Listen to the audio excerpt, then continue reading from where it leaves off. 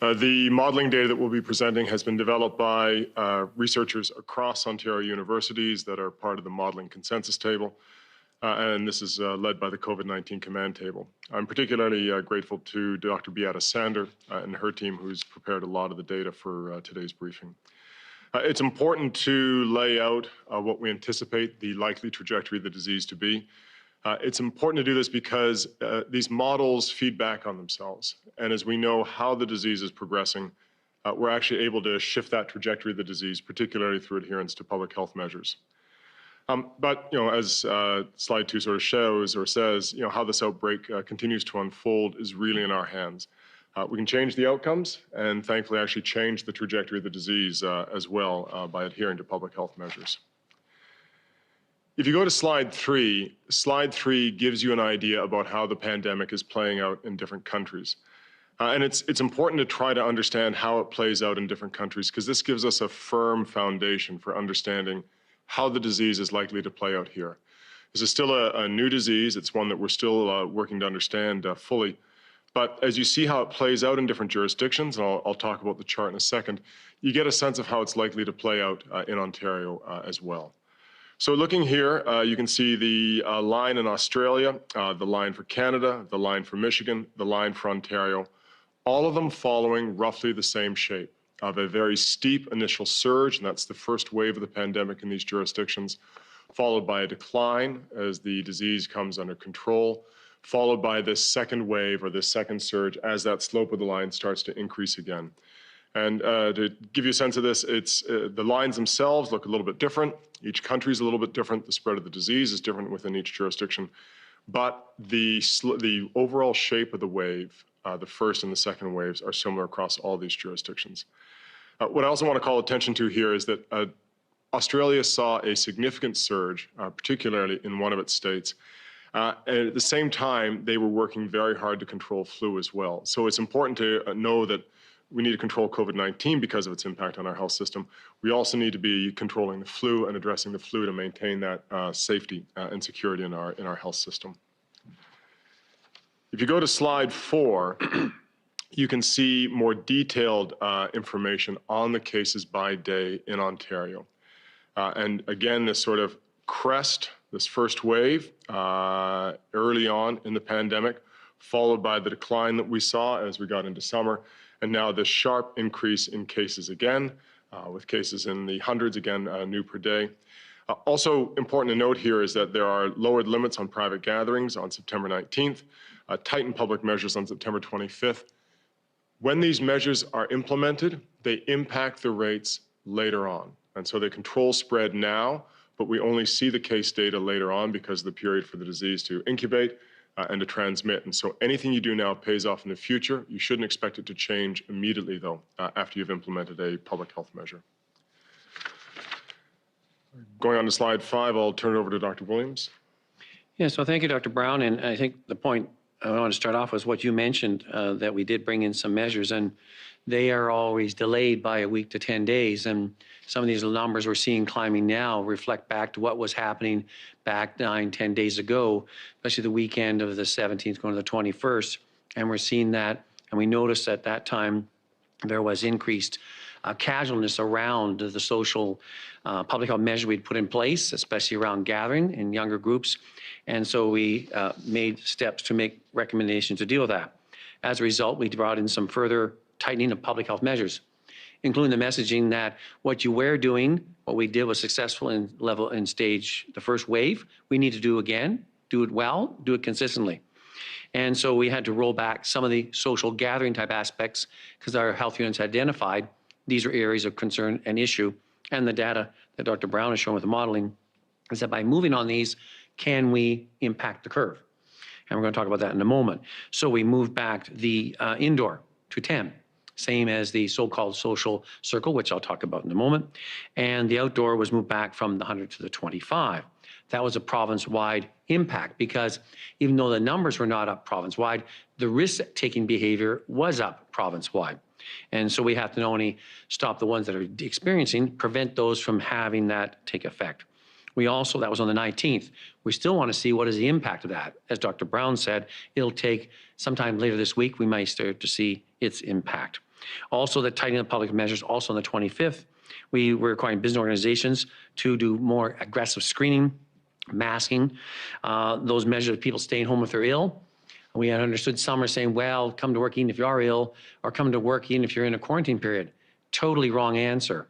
And so people have to go back to being consistent, being strident on those measures, and to do what they need to do. And then we put more targeted issues around nightclubs, certain establishments and bars where we reduce the time, closing at 12, last drinks at 11 o'clock, and also some other going back to takeout more as a primary role, making sure you're working with your employees that they are doing what they need to do, both in the facility and in the back rooms and in their social hours afterwards. Closing all strip clubs. And so we did those steps. We're looking at even further ones. What will we do? And we may have more announcements as we're informed by the data and also advised by the modeling data that Dr. Brown talked about. And we will have some more actions coming from our public health measures team. The key message is, as Dr. Brown was alluding to, if you look at what happened in the first wave, we were able to flatten the curve and bring it down. Modeling said if we didn't, we would suffer consequences, and we're going to hear about those in a moment. We have to do that again. I'll talk about that at the end, but I'm going to hand things back over to Dr. Brown for some more modeling advice and direction on how we could work on this. Thank you. So if you look at slide 6, you'll see a table here that talks about the impact of the pandemic on different age groups. What you'll see here is two pieces of information that I think are important to draw out. The first is that the impact in terms of cases spans across all groups. And although the fatality or the mortality from the disease is lower in younger age groups, young people are able to transmit the disease. And so it's important that we're looking at controlling the disease in all age groups in order to control the overall number of cases.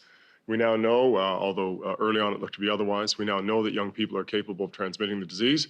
And so although death rates, thankfully, may be low among younger people, they are still able to transmit the disease across all age groups.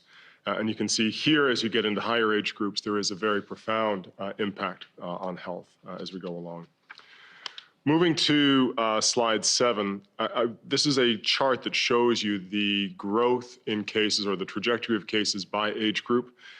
What you'll see is that the age that has the highest rate of cases right now, the highest number of cases right now, are younger people. But what we're seeing is two important trends here. The first is that it is rising in all age groups. And this is where it becomes particularly troublesome or threatening for our health system as it rises in these older age groups. And second, what you can't see here, though, is a general increase in the percent positivity on cases, the number of people who are tested who actually show up as having the disease. And this is generally rising over time as well.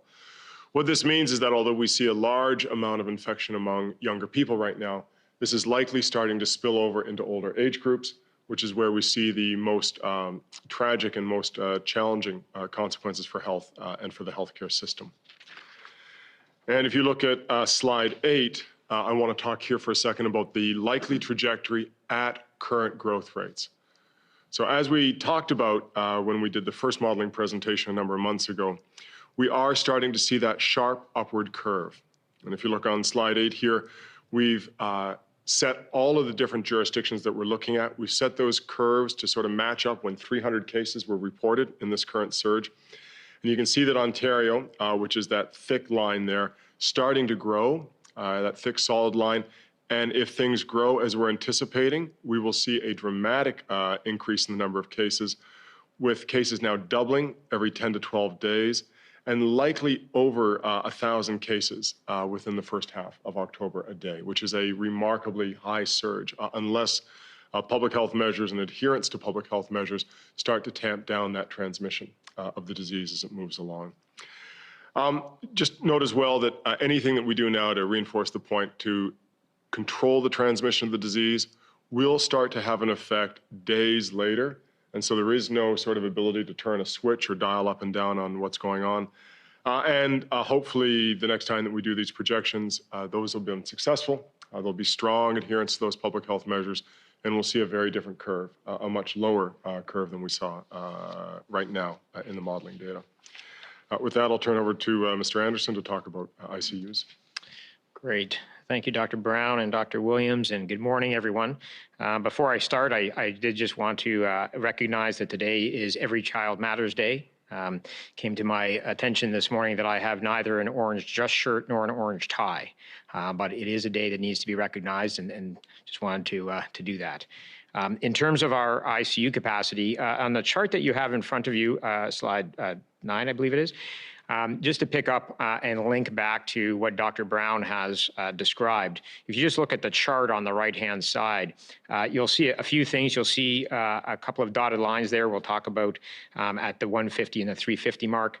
You'll also see some curves called low scenario, medium scenario, and high scenario, and those work back to what Dr. Brown has just described. The main take-home message from this, and this is about ICU capacity, is that if we stay below that first line of 150, then our hospitals, and in particular our ICUs, can operate fairly close to normal.